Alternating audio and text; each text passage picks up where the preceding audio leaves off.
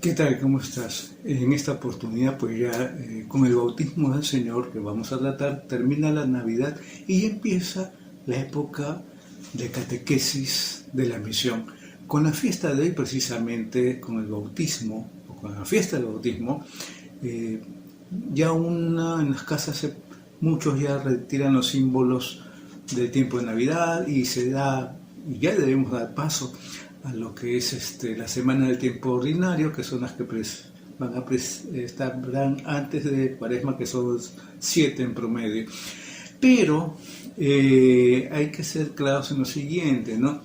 La fiesta del bautismo vendría a ser literalmente el primer domingo del tiempo ordinario. Estamos, pues, lógicamente, terminando ya una etapa con la escena que da inicio a la misión pública de Jesús, su bautismo en el Jordán, donde recibe la confirmación oficial de su mesianismo. Del niño recién nacido pasamos al profeta y maestro que nos ha enviado Dios y que va a comenzar su misión. Seguimos en clima de epifanía porque esta es una manifestación del bautismo. Se manifiesta Jesús en su divinidad. Puede parecer un poco brusco, ¿no?, este paso de la infancia de Jesús a su vida pública, pero los evangelistas no quieren sencillamente narrar las cosas, sino transmitir un evangelio, la buena noticia que Jesús mismo era y predicaba. Lectura del libro del profeta Isaías. Esto dice el Señor. Todos ustedes, los que tienen sed, vengan por agua. Y los que no tienen dinero, vengan, tomen trigo y coman. Tomen vino y leche sin pagar. ¿Por qué gastar el dinero en lo que no es pan y el salario en lo que no alimenta? Escúchenme atentos y comerán bien, saborearán platillos sustanciosos. Préstenme atención, vengan a mí, escúchenme y vivirán. Sellaré con ustedes una alianza perpetua, cumpliré las promesas que hice a David. Como a él lo puse por testigo ante los pueblos, como príncipe y soberano de las naciones. Así tú reunirás a un pueblo desconocido, y las naciones que no te conocían acudirán a ti. Por amor del Señor, tu Dios, por el Santo de Israel, que te ha honrado. Busquen al Señor mientras lo pueden encontrar, invóquenlo mientras está cerca.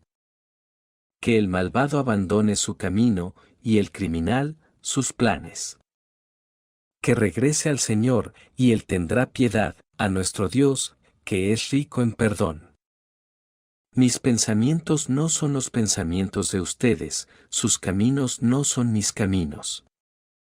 Porque, así como aventajan los cielos a la tierra, así aventajan mis caminos a los de ustedes. Y mis pensamientos a sus pensamientos. Como bajan del cielo la lluvia y la nieve y no vuelven allá, sino después de empapar la tierra. De fecundarla y hacerla germinar, a fin de que dé semilla para sembrar y pan para comer. Así será la palabra que sale de mi boca, no volverá a mí sin resultado, sino que hará mi voluntad y cumplirá su misión. Palabra de Dios. El libro de Isaías incluye 4 cantos del siervo de Yahvé, de los que en esta se va a leer el primero. Es un poema que prepara perfectamente lo que luego se va a escuchar en el Evangelio, porque las palabras que Dios dice sobre el siervo y las que suenan sobre Jesús en el Jordán son muy parecidas. El canto del Antiguo Testamento dice: miren a mi siervo, a quien sostengo, mi elegido, a quien prefiero. La voz del cielo sobre Jesús suena así: tú eres mi hijo, el amado, el predilecto. Es lo que se escucha en la lectura del Nuevo Testamento. La palabra hijo en griego país puede significar hijo o siervo, indistintamente, claro. Sobre los dos baja el Espíritu. En Isaías dice la voz sobre el siervo: sobre él he puesto mi espíritu. Los evangelistas dicen de Jesús que se abrió el cielo y el Espíritu Santo de Dios bajaba como una paloma y se posaba sobre él. En este sentido, Isaías describe también cuál va a ser la misión y, vamos a decirlo así, el estilo de acción de este siervo. No gritará, la caña cascada no la quebrará, promoverá el derecho. Te he hecho alianza de un pueblo. Lectura del libro del profeta Isaías. Así dice el Señor. Miren a mi siervo, a quien sostengo, mi elegido, a quien prefiero. Sobre él he puesto mi espíritu, para que traiga el derecho a las naciones. No gritará, no clamará, no voceará por las calles. La caña cascada no la quebrará, el pábilo vacilante no lo apagará. Promoverá fielmente el derecho, no vacilará ni se quebrará, hasta implantar el derecho en la tierra, y sus leyes que esperan las islas. Yo, el Señor, te he llamado con justicia, te he cogido de la mano, te he formado. Y te he hecho alianza de un pueblo, luz de las naciones. Para que abras los ojos de los ciegos, saques a los cautivos de la prisión. Y de la mazmorra a los que habitan las tinieblas. Palabra de Dios. El texto. El profeta, el segundo Isaías, eso sí, el segundo Isaías, el llamado libro de la consolación, expresa en estas oraciones la oferta gratuita que Dios hace a su pueblo del agua y del trigo, del vino y la leche, pero sobre todo de la alianza siempre renovada, y todo gratis. Invita a ser fieles a esos dones de Dios por nuestra parte, a buscar al Señor, venir a Él, escucharle, abandonar los malos caminos, hacer alianza con Dios. El pasaje incluye también la comparación entre la palabra de Dios y la lluvia y la nieve que empapan y fecundan la tierra. Lectura del libro de los Hechos de los Apóstoles. En aquellos días, Pedro se dirigió a Cornelio y a los que estaban en su casa, con estas palabras. Está claro que Dios no hace distinciones, acepta al que lo teme y practica la justicia. Sé de la nación que sea.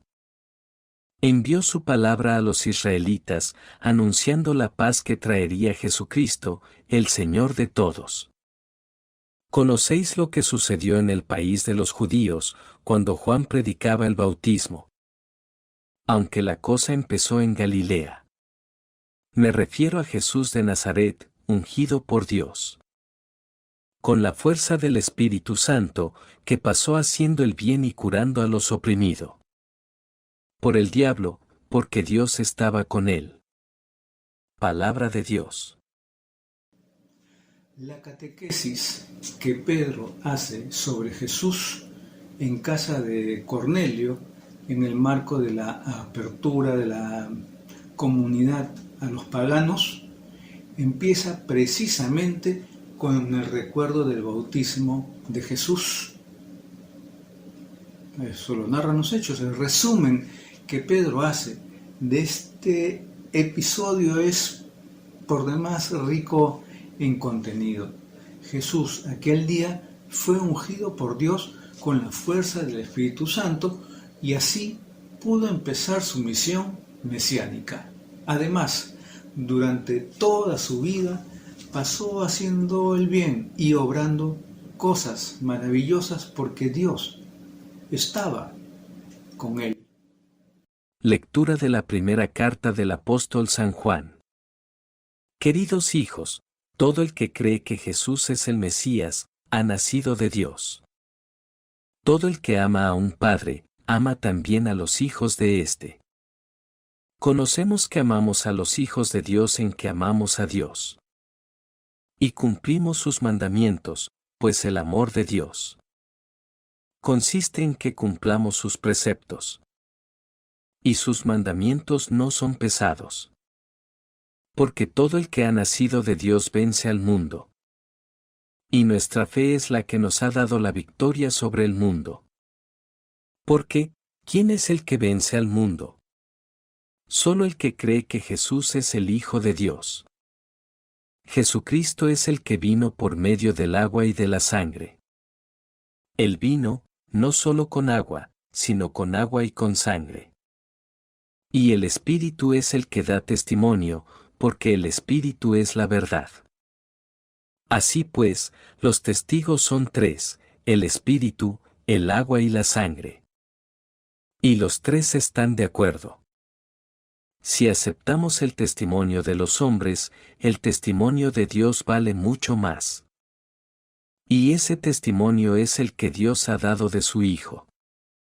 Palabra de Dios. La primera carta de Juan, que se lee casi entera en las ferias del tiempo de Navidad, queda como condensada en el pasaje que corresponde a este domingo del bautismo del Señor para el ciclo B. En él aparecen los grandes verbos de Juan: creer, nacer, amar, vencer. Y también el trinomio de testigos que nos aseguran que Jesús es el Hijo de Dios, el Espíritu, el agua y la sangre. Tres testigos que tienen particular actualidad en la fiesta del bautismo de Jesús. Lectura del Santo Evangelio según San Marcos. En aquel tiempo, proclamaba Juan: Detrás de mí viene el que es más fuerte que yo y no merezco agacharme para desatarle la correa de sus sandalias. Yo os he bautizado con agua, pero él os bautizará con Espíritu Santo. Y sucedió que por aquellos días llegó Jesús desde Nazaret de Galilea. Y fue bautizado por Juan en el Jordán. Apenas salió del agua, vio rasgarse los cielos y al Espíritu, que bajaba hacia él como una paloma. Se oyó una voz desde los cielos: Tú eres mi Hijo amado, en ti me complazco. Palabra del Señor. El bautismo de Jesús por parte del Bautista en el Jordán es un acontecimiento al que los cuatro evangelistas dan mucha importancia. Jesús es manifestación, recuerden, como el Hijo, el predilecto de Dios, lleno del Espíritu, dispuesto a comenzar la misión mesiánica, solidario con todo el pueblo que acude al bautismo de Juan. Parece la investidura oficial de Jesús de Nazaret como el Mesías anunciado y el comienzo, lógicamente, de su misión. Marcos enlaza la escena con el anuncio que había hecho el Bautista: detrás de mí viene, él los bautizará con Espíritu Santo. A continuación, brevemente, narra cómo vino Jesús, se dejó bautizar en el Jordán y sucedió la expresiva teofanía. Cuando Jesús sale del agua, oye la voz del Padre y el Espíritu baja sobre él y como una paloma. Para Marcos, el bautismo de Jesús es la escena inaugural del Evangelio, después de los breves versículos dedicados al precursor.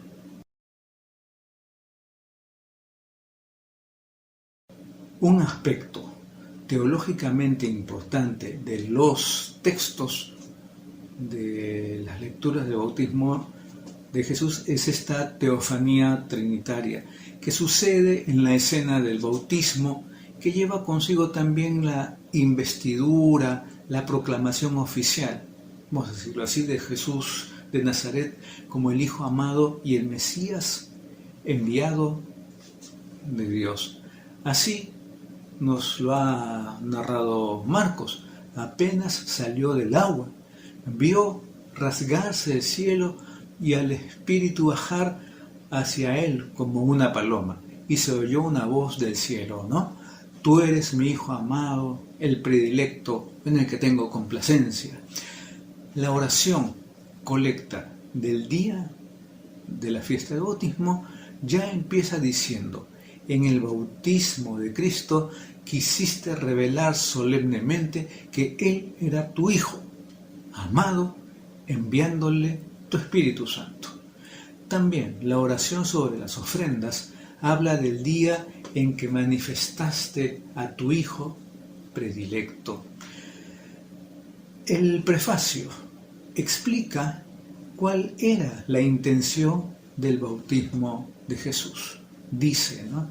Hiciste descender tu voz desde el cielo para que el mundo, tú, yo, creyese que tu palabra habitaba entre nosotros, y por medio del Espíritu ungiste a tu siervo Jesús para que los hombres reconociesen en él al Mesías, enviado a anunciar la salvación a los pobres. Decir que Jesús de Nazaret es el Hijo amado y el predilecto manifiesta su misión divina. Por eso el bautismo es la tercera manifestación y donde culmina la Navidad.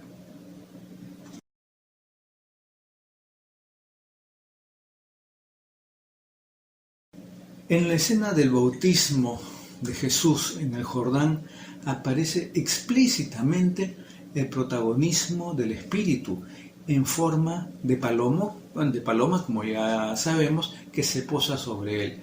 No sabemos bien por qué la paloma, porque por ser un ave sutil, mansa, símbolo de la paz, o como, voy a decir, reminiscencia de Génesis, que nos cuenta que el Espíritu de Dios aleteaba sobre las aguas primordiales y las llenó de vida. ¿Por qué será la paloma el signo, verdad? Ese mismo espíritu del origen del mundo es el que se prometía al siervo de Yahvé y se daba a los profetas y reyes en el Antiguo Testamento como símbolo de la fuerza de Dios que les iba a acompañar en su misión. Es el mismo espíritu que intervino en la encarnación humana del Hijo de Dios en el seno de María de Nazaret, por obra del Espíritu, recuerdan que dice la lectura, y el que actuaría luego en el sepulcro de Jesús, resucitándole entre los muertos a una vida nueva. En el Jordán se posó este Espíritu sobre Jesús. Pedro nos dice que Jesús fue ungido por Dios con la fuerza del Espíritu Santo. Cuando se escribieron los Evangelios y el libro de los Hechos, la comunidad cristiana tenía amplia experiencia de que el Espíritu iba guiando sus pasos y llenándola de su gracia, como lo sigue haciendo hoy en nuestro tiempo. También ahora, por medio de los sacramentos del bautismo y la confirmación y por la riqueza de sus carismas e impulsos, el Espíritu continuamente nos empuja a la misión y a la evangelización. Es el protagonismo del Espíritu Santo en la historia de la salvación.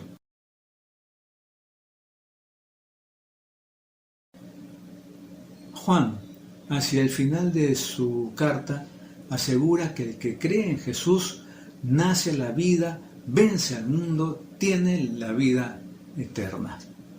Jesús ha venido a este mundo ampliamente apoyado por los testimonios de Dios.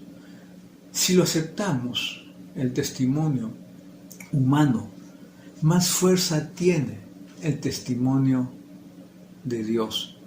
Este testimonio, para Juan, con su lenguaje simbólico, es triple: el Espíritu, el agua y la sangre. Este Jesús en quien creemos es el que fue bautizado en el agua del Jordán con el Espíritu sobre él, ya que al final de su vida derramó su sangre en la cruz y luego fue resucitado por ese mismo Espíritu. Agua y sangre son certificados siempre por el Espíritu, el Maestro y garante de la fe verdadera. Pero lo principal es lo que...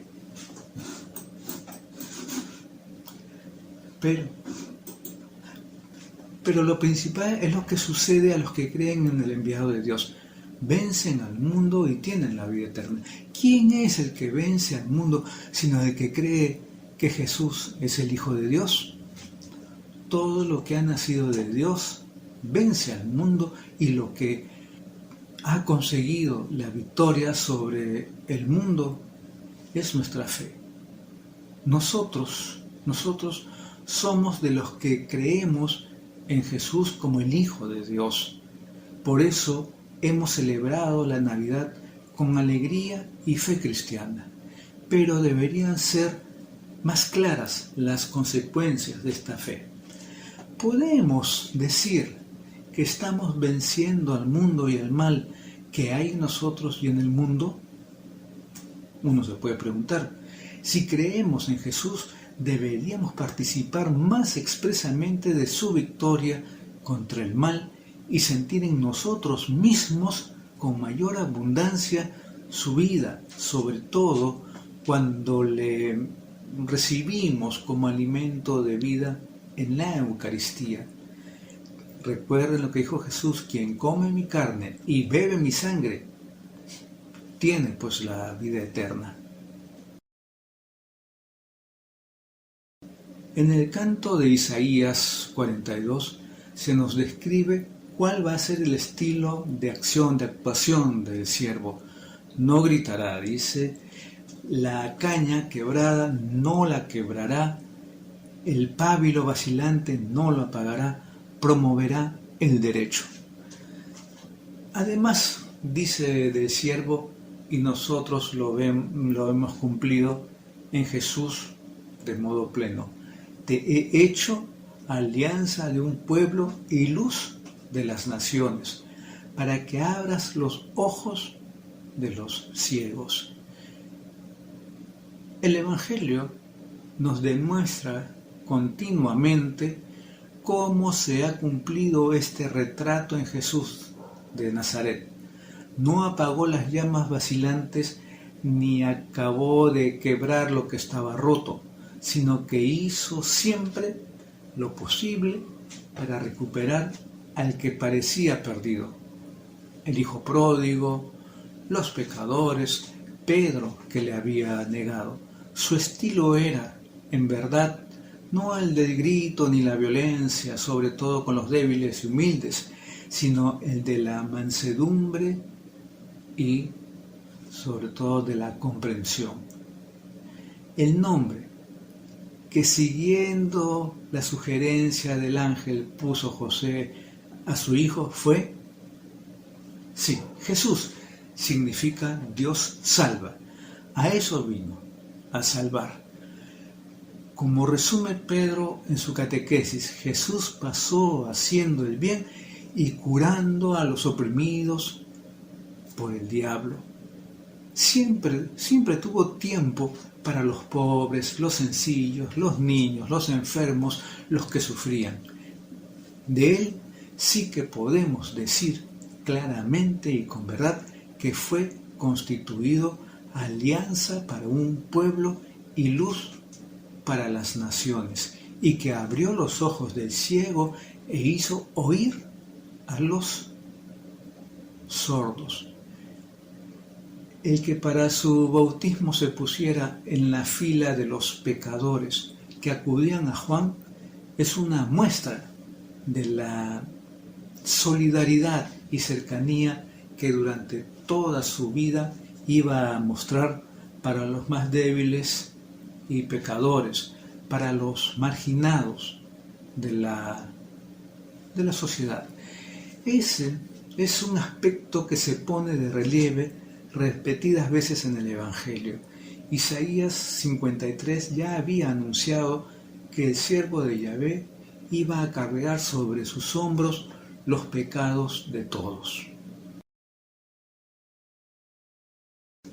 El bautismo de Jesús es el prototipo del nuestro. En el bautismo de Cristo ha realizado signos prodigiosos para manifestar el misterio del nuevo bautismo. Podemos escuchar en el prefacio. Empezamos nuestra vida cristiana siendo bautizados en Cristo Jesús, el inicio. Desde entonces, desde ese momento, somos hijos de adopción, renacidos del agua y del Espíritu Santo, dice la oración colecta. Hoy sería bueno empezar, o en toda Eucaristía sería bueno empezar con el rito de la aspersión, sustituyendo el acto penitencial. Es un gesto simbólico que nos invita y ayudaría a recordar nuestro bautismo, de que el bautismo de Jesús es el prototipo, y a pedir a Dios que renueve en nosotros la gracia que nos concedió en aquel sacramento. Pero el bautismo, para nosotros como para Él, es el comienzo de un camino y de una misión. Ser bautizados significa ser seguidores e imitadores de Cristo Jesús, que va a ser continuamente nuestro guía para la vida. Como les decía, termina la Navidad, pero a partir de esta celebración del bautismo de Jesús, seguiremos desarrollando la gracia de nuestro bautismo y nuestra respuesta de fe, escuchando ante todo en las lecturas de la Eucaristía cómo actúa Jesús durante su vida, curando a los enfermos, consolando a los atribulados, perdonando a los pecadores, resucitando a los muertos, enseñando los caminos de Dios y la buena noticia de la salvación. En concreto, será bueno que reflexionemos si imitamos ese estilo de acción, de actuación que Isaías anunciaba y que Jesús cumplió a la perfección. ¿Cómo? Si también nosotros promovemos el derecho y la justicia, si somos personas de alianza y de unión, también si nos dejamos de actuar a gritos y con violencia, dejando de lado eso, también si somos suaves en nuestros métodos, tolerantes y comprensivos con los demás, si echamos una mano para ayudar y no para empujar, si cuando vemos a una persona que por desánimo o sus crisis se puede comparar a una caña cascada, no la terminemos de quebrar, sino que hay que intentar rehabilitarla. Otra manera, si cuando alguien a nuestro lado está a punto de apagarse como un pábilo vacilante, no soplamos para que se acabe de apagar, sino que hacemos lo posible para que se recupere. Otra manera, si somos personas que saben apagar fuegos o bien que los encienden y asusan, hay que tomar atención a eso. Hay que tomar atención. Termina la Navidad, pero nos queda Jesús, Maestro y Profeta, y enviado de Dios para el resto del año. Por eso se empieza con el bautismo como el primer domingo al tiempo ordinario, para que se pueda decir de nosotros que somos discípulos y seguidores suyos, que intentamos imitarle en nuestro estilo de vida y que quisiéramos que al final de nuestra vida se pudiera decir que nosotros, como se dijo de él, pasó haciendo el bien porque Dios estaba con él. En cada Eucaristía tendríamos que recordar lo que nos ha dicho el profeta sobre la eficacia que Dios quiere que tenga su palabra cuando es proclamada sobre nosotros. Como el agua y la nieve empapan y fecundan la tierra y le hacen dar fruto, Así quiere Dios que produzca frutos en nosotros su palabra. Y frutos con generosidad, no solo el 30 o el 60, sino el 100 por uno. Como dirá Jesús en su parábola del sembrador. Y esto durante todo el año. Hay que hacerlo. Hay que empezar. Hay que dar inicio, pues. Como muchas veces podemos constatar también que nuestra manera de juzgar y actuar se parece más a la de este mundo que a la de Cristo. A lo largo del año, este Jesús, que ahora es investido oficialmente como nuestro Salvador y Maestro, nos va a ir enseñando durante todo este tiempo cuál es su mentalidad, que, como decía el profeta, no coincide con la del mundo. Mis planes, dice, no son sus planes. Sus caminos no son mis caminos, dice.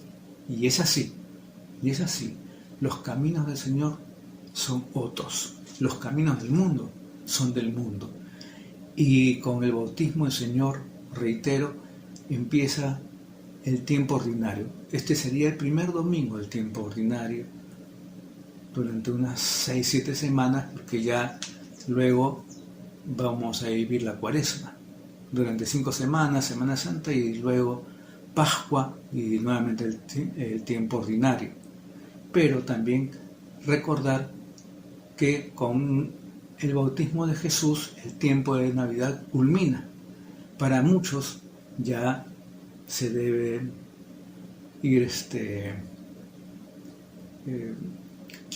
retirando los símbolos de la Navidad. Para otros, el tener el pesebre o el Belén o el nacimiento armado va hasta el 2 de febrero, que es la presentación del Señor en el templo. Eso ya queda a consideración de ustedes, pero nunca hay que desarmar los símbolos de la Navidad, ni el 26 de diciembre, ni el 2 de enero.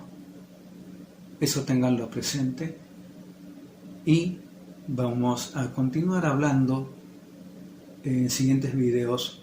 Vamos a tener una reflexión a propósito del bautismo de Jesús en un siguiente video.